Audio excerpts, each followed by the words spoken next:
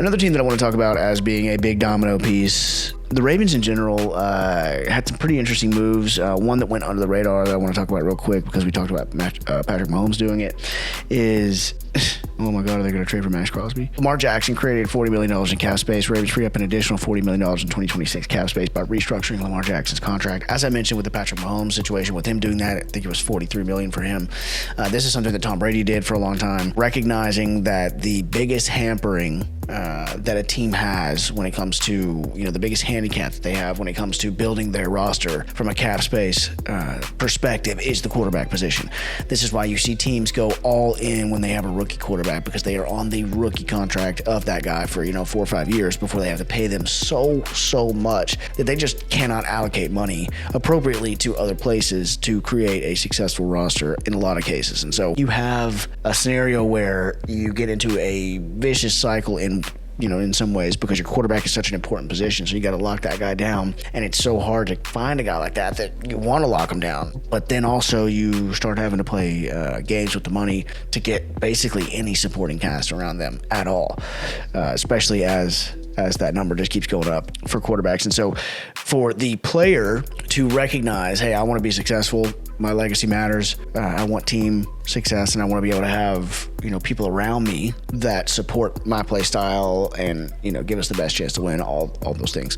For them to be able to recognize that in Lamar's case, Patrick Mahomes' case, Tom Brady's case, anybody that does this, particularly the quarterbacks that restructure on purpose to create this cap space, I think it's really brilliant, very wise, and something that other players that are in their position now and moving forward should pay attention to. So I will start out with that compliment to the Ravens and Lamar Jackson. Other than that, though, they basically lost everybody on their team. Every big signing that you would want them to make, even smaller ones like this. Fullback Patrick Ricard, who is a very specific type of player who plays in their very specific type of offense. I couldn't think of a place that he would be more useful than in Baltimore, maybe San Francisco. Apparently New York is building this kind of team as well. But the Ravens run I formation. They have Derrick Henry. They're huge proponents of this position, which is dying in the NFL, which is fullback, and you let one of the best, if not the best one in the NFL go. They also lost Isaiah Likely, which is pretty interesting because he signed with the Giants, as Ricard did. Over to the right on that last post, it said the New York Ravens. But an interesting point that I made, a buddy of mine mentioned as well, is that John Harbaugh was with the Ravens when they signed an extension for Mark Andrews, and then goes to the Giants and signs the other tight end, who is arguably better, definitely younger, Isaiah Likely, 3 years, $40 million with the Giants. So they lose him as well. They lost a bunch of defensive players. They basically lost everybody that they wanted to lose, or that they, you would want to re-sign generally. And then you have the Maxx Crosby of it all. Maxx Crosby is the number one edge rusher, number one or number two with Trey Hendrickson, who we're going to get back to as well, obviously. And they, about halfway through it, this was all that could be said. What the fuck is going on? Because the Ravens signed Maxx Crosby. A couple days went by. He does a physical for them, and all of a sudden, he's not a Raven. The Ravens backed out of the Maxx Crosby deal. He did not pass his physical. The Ravens got all of their picks back. Now, why this is super interesting among a million different reasons is that, this is Diana Ruzzini, who is an insider after Maxx Crosby underwent testing today at the Ravens facility. Baltimore made the decision as an organization that it could not move forward with the deal based on the results of the medical. Crosby will remain a Raider for now, as other teams can weigh any potential risk that comes with trading for him. Maxx Crosby did not pass it. Yeah, so ultimately they backed out. They backed out of this deal. They didn't want anything to do with it. They got cold feet. They traded 2 first-round picks. They didn't want to do that. They realized whatever they realized. They used the physical as an excuse. Ultimately, the Ravens did, and their GM said that it hasn't stopped his phone ringing. But you got to think that it's probably not great to have this happen. Especially, you would think that players in particular are going to have an issue with a team that does something like that. Does negotiate, completely finishes a deal. There's a huge period of time before the actual signing of these contracts where basically every deal is completed. Adam Schefter made the joke that on Tuesday free agency didn't start, it actually ended, because basically every deal is already made. And this would be one of them. And on top of that, Las Vegas went on to make decisions. Thank God they didn't trade those picks. I don't know what they would have done if they actually traded the Ravens picks. But, Las Vegas goes on to make a ton of decisions, as does everybody else, with the assumption and under the understanding that Maxx Crosby was off the table. The cap room that they had post Maxx Crosby trade is what they operated with in every other move that they made. The cap room that they didn't have would have been something that the Ravens considered. And just in general, it caused a huge ripple. I mean, there's teams, we've been talking about all episode, there are billions of dollars on the line. There's teams that are making tons of moves in the meantime because of this domino that fell. And ultimately the Ravens back out, and it ends up feeling that the Raiders actually acquired Maxx Crosby, which they didn't, obviously.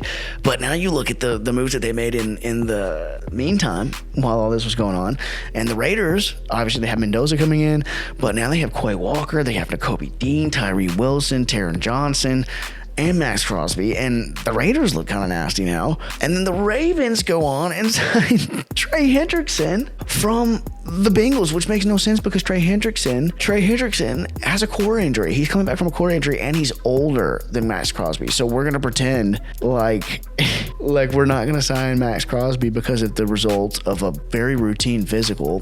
They knew, obviously, that he had a meniscus cleanup at the end of the year, and they use that as an excuse and then immediately turn around and sign a guy who is older and has more of an injury concern. So it's total bullshit on the Ravens' part when it comes to that. They're not telling the truth about why they did it, nor could they.